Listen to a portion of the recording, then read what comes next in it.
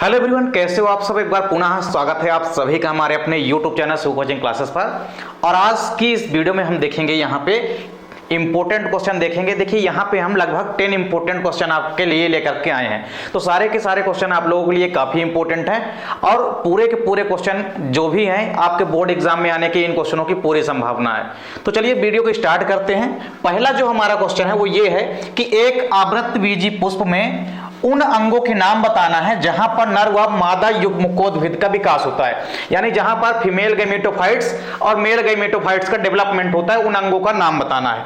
तो चलिए सबसे पहले यदि हम बात करते हैं मेल गैमेटोफाइट्स की, तो मेल गैमेटोफाइट्स या जो नर युग्मकोद्भिद होते हैं, किसी भी प्रकार से मेल गैमेटोफाइट्स या आप देखेंगे कि नर युग्मकोद्भिद का जो विकास होता है, नर युग्मकोद्भिद का विकास कहां होता है, तो आपको याद रखना है पुंकेसर के अंदर। कहां होता है?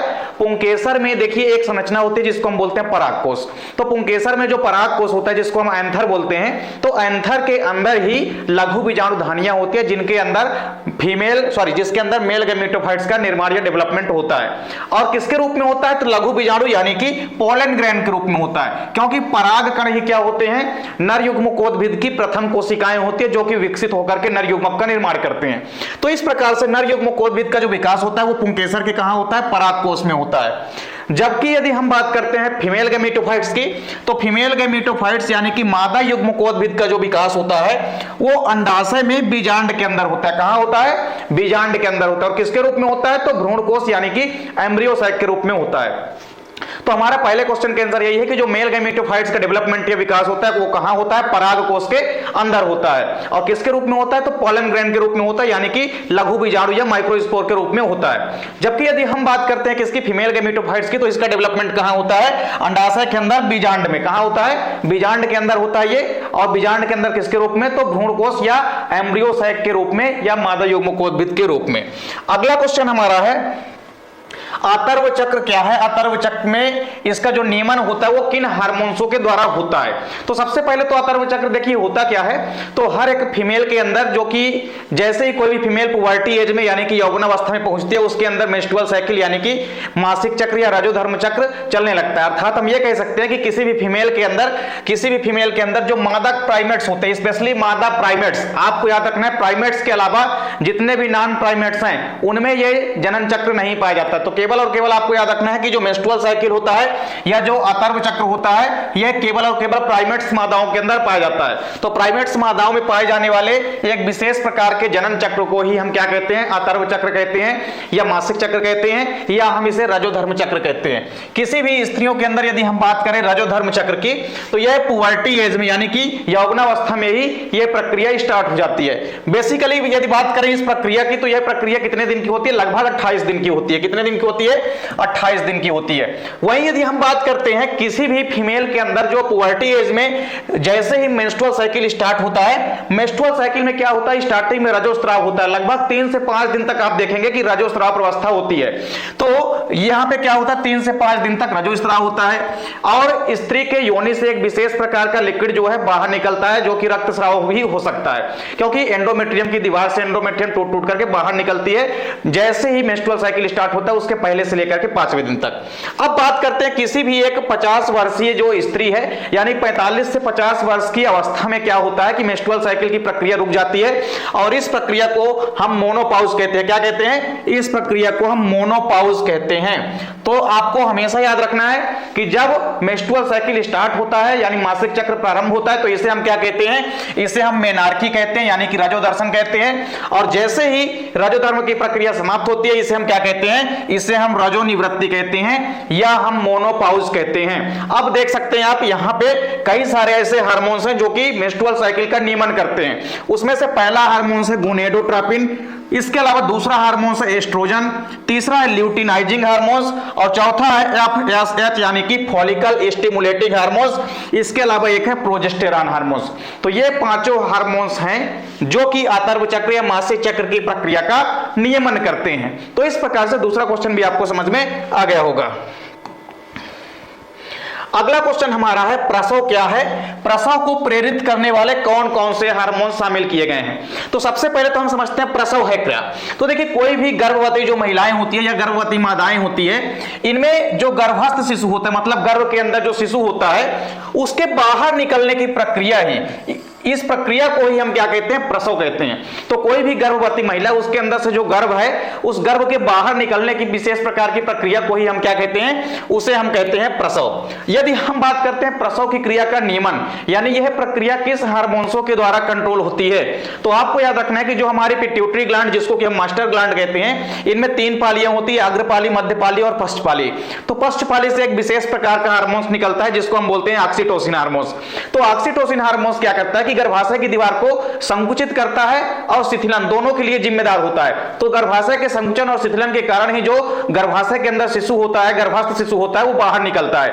तो इस प्रकार से आपको याद रखना है कि प्रसव की प्रक्रिया में एक विशेष प्रकार का हार्मोन भाग लेता है जिसका नाम है ऑक्सीटोसिन, और यह प्रसव की क्रिया को आसान बनाता है। इसके अलावा और कुछ हार्मोन्स हैं जो कि प्रसव की क्रिया का नियमन करते हैं। तो आप देख सकते हैं यहाँ पे पहला हार्मोन कौन सा है, कार्टिसोल हार्मोन, इसके अलावा एस्ट्रोजन हार्मोन और ऑक्सीटोसिन हार्मोन।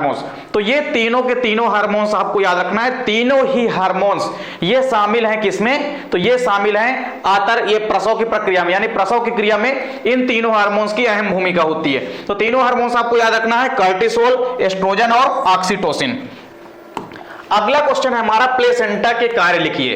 तो अपर या प्लेसेंटा के आपके कार्य बताना है आपको।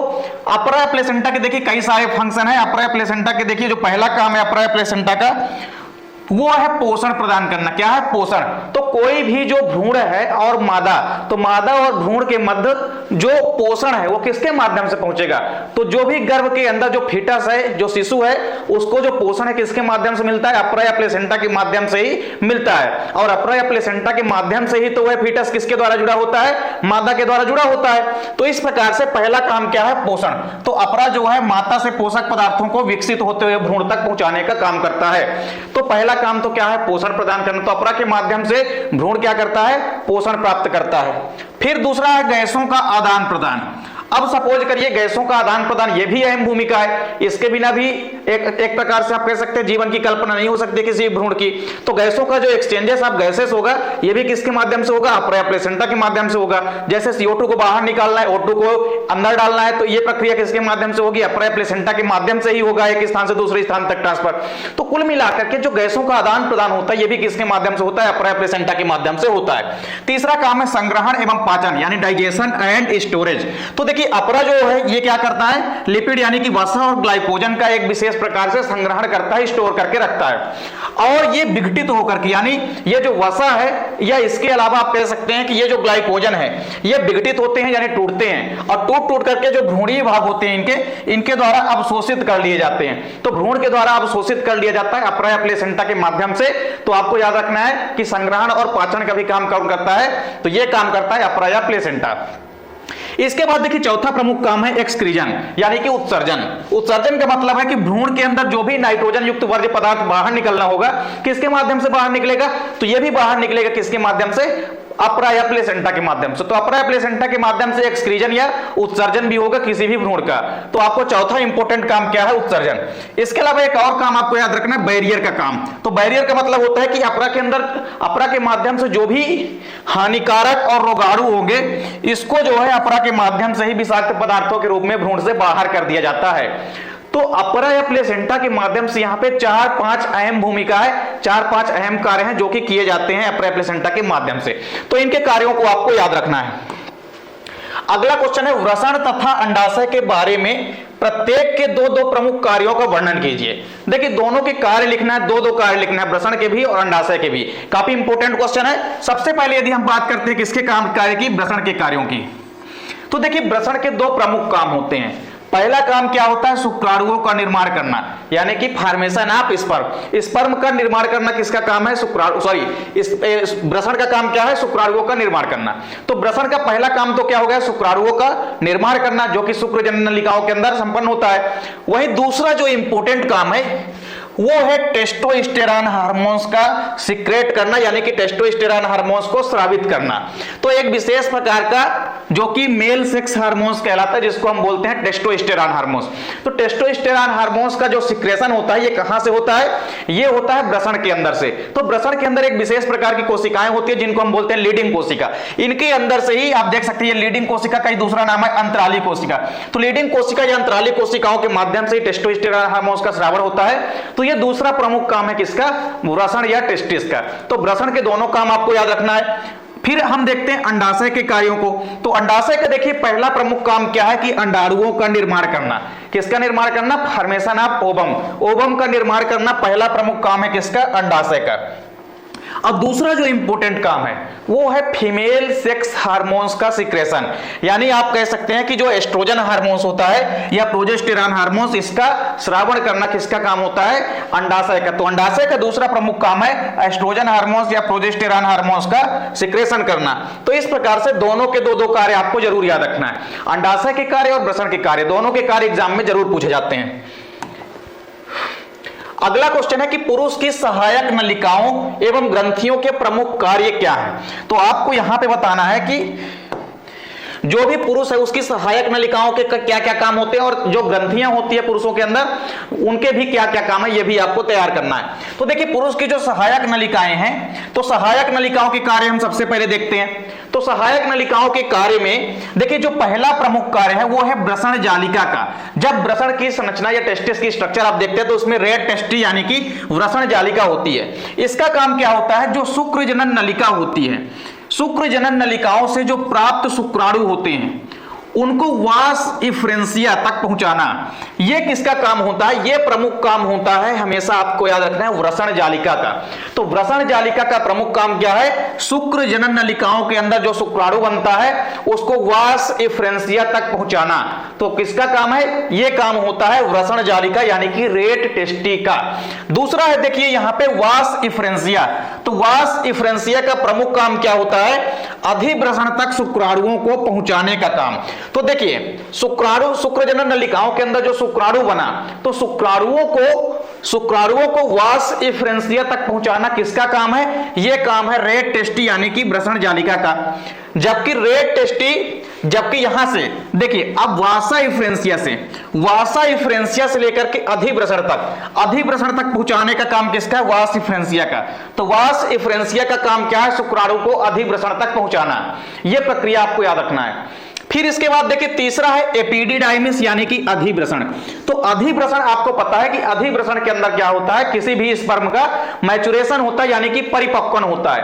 तो अधिवृषण का काम आपको याद रखना है कि शुक्राणुओं को अधिवृषण में संग्रहित किया जाता है, यहां शुक्राणुओं का परिपक्वन होता है। तो शुक्राणुओं का परिपक्वन कहां होता है? अधिवृषण में होता है। फिर एक चौथा वास डिफरेंस। वास डिफरेंस हमको बोलते हैं किसको? शुक्रवाहिनी को। तो शुक्रवाहिनियां जो होती है इनको हम बोलते हैं वास डिफरेंस। तो वास डिफरेंस का काम देखिए क्या है? शुक्राणुओं का वहन करना तथा मूत्र मार्ग द्वारा बाहर स्थानांतरित करना। तो शुक्रवाहिनियों का काम क्या होता है? वास डिफरेंस का प्रमुख काम क्या होता है कि शुक्राणुओं को स्खलन के समय बाहर निकालना। तो मूत्र मार्ग के द्वारा बाहर निकालना, यह प्रमुख काम किसका होता है?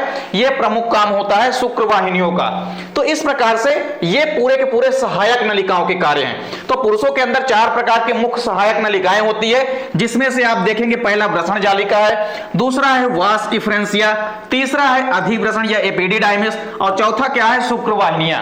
तो चारों के कार्य आपको याद रखना है। इसके बाद देखिए ग्रंथियों की बात करते हैं। तो ग्रंथियों में जो इंपोर्टेंट ग्रंथियां हैं वो 3 ग्रंथियां हैं। पहली इंपोर्टेंट ग्रंथि कौन सी है? पहली इंपोर्टेंट ग्रंथि है प्रोस्टेट ग्रंथि, जो कि सिंहाड़े नुमा होती है। प्रोस्टेट ग्रंथि की यदि हम बात करते हैं तो इस ग्रंथि का जो स्राव होता है वो शुक्राणुओं को सक्रिय बनाता है, यानी एक विशेष प्रकार का स्राव होता है प्रोस्टेट ग्रंथि के माध्यम से, जो कि शुक्राणुओं को एक्टिव बनाने का काम करता है या सक्रिय करने का कार्य करता है। एवं आपको याद रखना है कि वीर्य का स्कंदन से रोकता है, मतलब वीर्य को स्कंदन से रोकना। यहां पे आप वीर्य बना लेंगे तो जो वीर्य होता है, वीर्य को स्कंदन से रोकना, यह भी प्रमुख काम किसका होता है? यह भी काम होता है प्रोस्टेट ग्रंथि का। तो प्रोस्टेट ग्रंथि का काम क्या है कि यह एक विशेष प्रकार के सक्रिय द्रव का स्रावण करता है जो कि स्कंदन से रोकता है। किसको रोकता है? स्कंदन से। किसी भी प्रकार से शुक्राणु जो होते हैं, चूंकि वीर्य के अंदर उपस्थित होते हैं, प्रेजेंट होते हैं, तो वीर्य का स्कंदन करने के लिए रोकता है कौन? यह काम है प्रोस्टेट ग्रंथि का। तो प्रोस्टेट ग्रंथि का प्रमुख काम क्या है? वीर्य को स्कंदन से रोकना। फिर इसके बाद देखिए दूसरी जो इंपोर्टेंट ग्रंथि है वो है वाल्वो यूरेथ्रल ग्रंथि, जिसको कि हम काउपर ग्रंथि के नाम से भी जानते हैं। तो काउपर ग्रंथि या वाल्वो यूरेथ्रल ग्रंथि आप देखेंगे कि इनका जो स्राव होता है वो मादा की योनि को चिकना करके मैथुन क्रिया को आसान बनाता है। तो काउपर ग्रंथि या वाल्वो यूरेथ्रल ग्रंथि के माध्यम से आप देखेंगे कि एक विशेष प्रकार के क्षारीय द्रव का स्रावण होता है जो कि योनि को चिकना बनाता है, जिस कारण से मैथुन की क्रिया में क्या होती है? आसानी होती है। तो वाल्वो यूरेथ्रल ग्रंथि यानी कि काउपर ग्रंथि का प्रमुख काम क्या होता है? एक विशेष प्रकार के द्रव का स्रावण करना जो कि मैथुन की क्रिया को आसान बनाने का कार्य करता है। तीसरा है सेमिनल वेसिकल। सेमिनल वेसिकल का मतलब होता है शुक्राशय। तो शुक्राशय भी एक विशेष प्रकार की ग्रंथि है और शुक्राशय का काम क्या होता है? देखिए ये भी एक विशेष प्रकार के द्रव का स्राव करता है जो कि अम्लीयता समाप्त कर शुक्राणुओं को सुरक्षा प्रदान करता है। ये योनि मार्ग में एक विशेष प्रकार के अम्लीय द्रव का श्रावण करता है, जिस कारण से आप देखेंगे कि जिस कारण से शुक्राणुओं की सुरक्षा होती है। किसमें से सुरक्षा होती है? अम्लीयता को समाप्त कर देता है। तो इसका स्राव जो होता है, इसका स्राव योनि मार्ग की अम्लीयता को समाप्त करने का होता है। तो योनि में जो भी अम्लीयता होती है उसको कौन समाप्त कर देता है? यह शुक्राशय के द्वारा एक विशेष प्रकार का द्रव निकलता है जो कि योनि की अम्लीयता को समाप्त कर देता है और शुक्राणुओं की रक्षा करने का कार्य करता है। तो अगला नंबर देखते हैं, अगला क्वेश्चन हमारा क्या है? अगला क्वेश्चन है कि बी कोशिका एवं टी कोशिका क्या है? तो देखिए जो हमारी WBC होती है, जिसको कि हम वीर सिपाही की तरह कार्य करती है, WBC हमारी, WBC के अंदर देखिए विशेष प्रकार की लिम्फोसाइट कोशिकाएं होती है। दो प्रकार की होती है, टी लिम्फोसाइट और बी लिम्फोसाइट। तो टी कोशिका और बी कोशिका को हम टी लिम्फोसाइट और बी लिम्फोसाइट कहते हैं। तो देखिए शरीर की जो प्रतिरक्षात्मक तंत्र होती है, इसमें आप देखेंगे कि ये दोनों कोशिकाएं अहम भूमिका निभाती है। शरीर की जो प्रतिरक्षात्मक तंत्र होती है उसकी लिम्फोसाइट जो होती है दो प्रकार की होती है। यानी लिम्फोसाइट कोशिकाएं जो होती है ये कितने प्रकार की होती है? दो प्रकार की होती है, जिन्हें हम बी कोशिका एवं टी कोशिका कहते हैं। ये दोनों ही कोशिकाएं देखिए क्या करती हैं कि भ्रूणीय अवस्था में यकृत में इनका निर्माण होता है। भ्रूणीय अवस्था में जो टी कोशिका एवं बी कोशिका होती है इसका निर्माण कहां होता है? मेनली लीवर या यकृत में होता है। जबकि वयस्क अवस्था में यदि हम इसकी बात करते हैं तो इसका निर्माण बोन मैरो या अस्थि मज्जा में होता है। इसके अलावा आप इन दोनों के कार्यों को भी जरूर ध्यान में रखेंगे क्योंकि इनका कार्य ही स्पेशली आपके एग्जाम में पूछा जाता है। तो इन दोनों का कार्य इंपॉर्टेंट आपको याद रखना है। देखिए ये दोनों ही कोशिकाएं क्या करती है कि परिपक्व होने के बाद शरीर के रुधिर एवं लसिका के साथ परिसंचरित होती रहती है। जब ये दोनों कोशिकाएं परिपक्व या मैच्योर हो जाती हैं, टी कोशिका एवं बी कोशिका, तो ये रुधिर के साथ जाकर के मिल जाती हैं या कि लसिका के साथ जाकर के मिल जाती हैं और फिर एक स्थान से दूसरे स्थान तक परिसंचरित होती रहती हैं। और टी कोशिका जो होती है, टी कोशिका का प्रमुख काम होता है प्रतिरक्षा तंत्र का निर्माण करना, तथा जो बी कोशिका होती है इसका काम होता है प्रतिरक्षियों का निर्माण करना यानी कि एंटीबॉडी का निर्माण करना। तो एंटीबॉडी के निर्माण में कौन भाग लेगी? बी कोशिका। और टी कोशिकाओं का काम क्या होता है? प्रतिरक्षा तंत्र को मजबूती प्रदान करना। तो हमारे शरीर के अंदर जो इम्यून सिस्टम है, तो इम्यून सिस्टम या प्रतिरक्षा तंत्र या प्रतिरोधकता जो शरीर के अंदर विकसित होती है इसको डेवलप करना ही किसका प्रमुख काम है? टी कोशिकाओं का और बी कोशिका का। तो बी कोशिका विशेष प्रकार के एंटीबॉडी का निर्माण करती है जो कि एंटीजनों को समाप्त करने का काम करते हैं। इसके बाद देखिए अगला क्वेश्चन है पोषण स्तर क्या है समझाइए। ये भी काफी इंपॉर्टेंट क्वेश्चन है, पोषण स्तर। तो देखिए पारिस्थितिक तंत्र में जो पोषण स्तर होता है इसको हम बोलते हैं ट्रॉफिक लेवल। तो ट्रॉफिक लेवल का मतलब होता है, आप नॉर्मली समझ सकते हैं कि किसी भी इकोसिस्टम में क्या होते हैं, कई सारे जैविक घटक होते हैं। जैविक घटक में उत्पादक होता है, उपभोक्ता होता है, इसके अलावा डिकम्पोजर यानी कि घटक होते हैं। तो तीनों के तीनों जो जैविक घटक होते हैं ये एक दूसरे पर निर्भर रहते हैं। यानी जैविक घटक जो भी होते हैं, उत्पादक, विभिन्न श्रेणी के, उपभोक्ता और इसके अलावा डिकम्पोजर यानी अपघटक, ये तीनों एक दूसरे पर आपस में निर्भर होते हैं। तो भोजन के लिए या पोषण के लिए सभी एक दूसरे पर निर्भर रहते हैं। तो जब उत्पादकों का भक्षण करेंगे प्राथमिक उपभोक्ता, फिर द्वितीयक उपभोक्ता, तृतीयक उपभोक्ता, तो इस प्रकार से भोजन का या पोषण का एक क्रम बन जाता है और इसे ही हम बोलते हैं पोषण स्तर। तो देखिए क्या होता है कि विभिन्न श्रेणी के उत्पादक, उपभोक्ताओं और अपघटक के बीच एक दूसरे को खाते हैं, जिस कारण से पोषण का एक क्रम बन जाता है जिसे हम कहते हैं पोषण स्तर। अब बात करते हैं पोषण स्तर में एक क्रम होता है। क्रम का मतलब क्या है, जैसे मान लीजिए यहां पे हमारे पास क्या है, कोई भी उत्पादक है, जैसे मान लीजिए क्या है यहां पे उत्पादक, उत्पादक को हम प्रोड्यूसर बोलते हैं, क्या बोलते हैं, प्रोड्यूसर। तो उत्पादक जो होते हैं या प्रोड्यूसर जो होते हैं, इनके पास सबसे पहले एनर्जी स्टोर होती है। तो उत्पादकों का भक्षण कौन करते हैं, उत्पादकों का भक्षण करते हैं प्राथमिक उपभोक्ता, यानी कि जो शाकाहारी जीव होते हैं, प्रथम श्रेणी के उपभोक्ता होते हैं, ये किसका भक्षण करते हैं, ये भक्षण करते हैं डायरेक्ट उत्पादकों का। तो सबसे पहले एनर्जी किसके पास है, उत्पादकों के पास। तो उत्पादक जो है प्रथम पोषण स्तर का निर्माण करते हैं, यानी कि ट्रैफिक लेवल फर्स्ट का निर्माण करते हैं। उसी प्रकार जब उत्पादकों को किसने खाया, प्राइमरी कंज्यूमर्स ने खाया, किसने खाया, प्राइमरी कंज्यूमर्स ने। तो प्राथमिक उपभोक्ता जो है ये द्वितीय पोषण स्तर का निर्माण करते हैं, यानी कि T2 का निर्माण करते हैं। फिर प्राइमरी कंज्यूमर्स को किसने खाया, सेकेंडरी कंज्यूमर्स ने खाया। तो सेकेंडरी कंज्यूमर जो है ये टर्सरी, ये तृतीय पोषण स्तर का निर्माण करेंगे।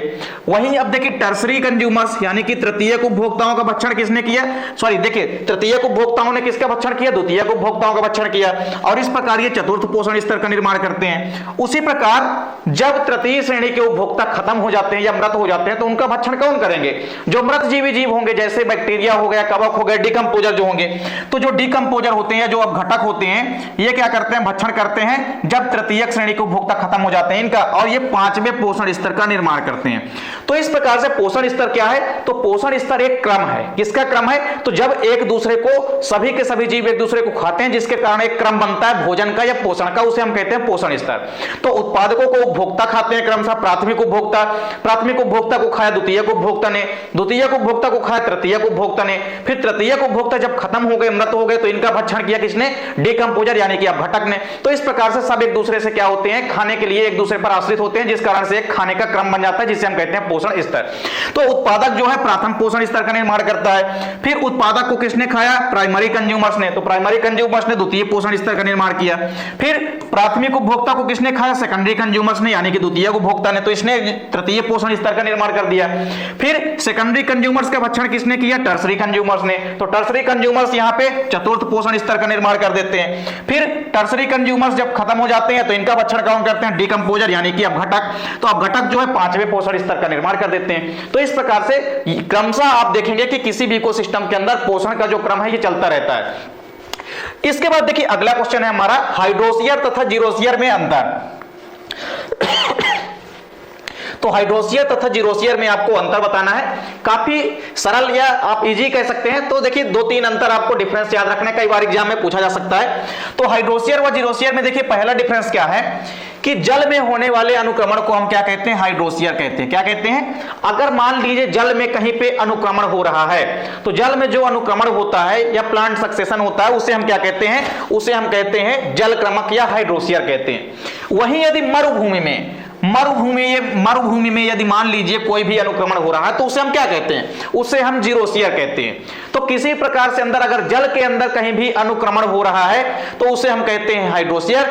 जबकि जल के अलावा जो मरुस्थल होता है या मरुभूमि होती है, यहां पे यदि अनुक्रमण होता है, तो इसे हम कहते हैं जीरोस्फीयर। तो पहला तो आपको इन दोनों की डिफरेंस डेफिनेशन या परिभाषा लिख देना। तो पहला जो अंतर है वो आपको इसकी डेफिनेशन बनाना है। तो जल में होने वाला अनुक्रमण जल क्रमक, जबकि मरुभूमि में होने वाला अनुक्रमण क्या कहलाता है, जीरोस्फीयर कहलाता है। दूसरा डिफरेंस देखिए क्या है कि जो हाइड्रोस्फीयर होता है, हाइड्रोस्फीयर में परिवर्तन जो है अपेक्षाकृत तीव्रता से होता है। जो हाइड्रोस्फीयर होता है या जल क्रमक होता है, उसमें परिवर्तन तीव्र गति से होता है। जबकि यदि हम बात करते हैं मरुक्रमक की या जीरोस्फीयर की, तो जीरोस्फीयर में परिवर्तन जो होता है अपेक्षाकृत धीमी गति से होता है। तो हमेशा आपको याद रखना है कि हाइड्रोस्फीयर जो होते हैं, हाइड्रोस्फीयर में परिवर्तन तीव्र गति से होता है, जबकि जीरोस्फीयर में जो परिवर्तन होता है ये धीमी गति से होता है। तो दूसरा डिफरेंस भी आपको याद रखना है। तीसरा इंपॉर्टेंट डिफरेंस है कि जो हाइड्रोस्फीयर होते हैं इनमें जलीय पौधे बनते हैं, जबकि जीरोस्फीयर में आपको याद रखना है कि मरुस्थलीय पौधे बनते हैं। तो हाइड्रोस्फीयर में जब भी अनुक्रमण होगा इसके द्वारा जलीय पौधों का निर्माण होगा, जबकि जीरोस्फीयर के माध्यम से आपको याद रखना है कि मरुस्थलीय पौधे बनते हैं। अब इसके आप एग्जाम्पल याद कर सकते हैं। जैसे हाइड्रोस्फीयर की यदि हम बात करते हैं, तो किसी भी झील के परितंत्र या इकोसिस्टम में विकास, तो जैसे झील का इकोसिस्टम होता है, झील के इकोसिस्टम में आप देखे होंगे अगर वहां पे कोई पादप जो है क्रमशः विकसित हो जाता है, तो वो क्या है, झील का अनुक्रमण है। उसी प्रकार से क्रमशः आप देखेंगे कि मरुभूमि में अगर मान लीजिए खाली जगह खाली पड़ी है, जहां पे पहले कुछ नहीं था, वहां पे यदि कोई अनुक्रमण हो गया है, तो वहां पे जो अनुक्रमण होगा उसे हम कहेंगे जीरोस्फीयर। इसका एग्जाम्पल आप देख सकते हैं, जैसे किसी भी मरुभूमि में झाड़ियों का विकास हो जाना, ये क्या है, ये होता है मरुक्रमक, या आप कह सकते हैं जीरोसियर। तो इस प्रकार से हाइड्रोसियर और जीरोसियर के मध्य आपको डिफरेंस अंतर तैयार कर लेना है। अगला और आखिरी क्वेश्चन है कि बायोपायरेसी किसे कहते हैं, समझाइए। देखिए काफी इंपॉर्टेंट क्वेश्चन है आपके बोर्ड एग्जाम के लिए। तो बायोपायरेसी का मतलब होता है, देखिए हमारे देश के अंदर बहुत सारे जैविक संसाधन हैं। जैविक संसाधन कई सारे हो सकते हैं, जैसे कोयला हो गया, इसके अलावा कोई भी खनिज हो गया, जैसे पेट्रोलियम हो गया। तो अब कोयला हो गया, खनिज हो गया, इसके अलावा कोई भी पेट्रोलियम हो गया, तो क्या होता है कि बहुत सारी आज ऐसी कंपनियां आ गई है, इसके अलावा बहुत सारे ऐसे संगठन हैं जो कि बिना किसी अधिकार के जैविक संसाधनों का निरंतर दोहन करती है, यानी जैविक संसाधनों का निरंतर उपयोग करती है और अत्यधिक मात्रा में उसका लाभ कमाने की कोशिश करती है। तो बिना किसी अधिकार के जैविक संसाधनों की चोरी या डकैती करना ही क्या कहलाता है, बायोपायरेसी कहलाता है। यह क्वेश्चन आपके एग्जाम में कई बार पूछा भी गया। तो बायोपायरेसी का मतलब देखिए क्या होता है, बायोपायरेसी का मतलब होता है कि बहुत से ऐसे संगठन या बहुराष्ट्रीय कंपनियां हैं जो कि किसी देश विशेष में पाए जाने वाले किसी भी प्रकार से जो जैविक संसाधन है उनका बिना किसी अधिकार के क्या करती है, दोहन करती है। इसे ही हम क्या कहते हैं, बायोपायरेसी या जैव पायरेसी कहते हैं।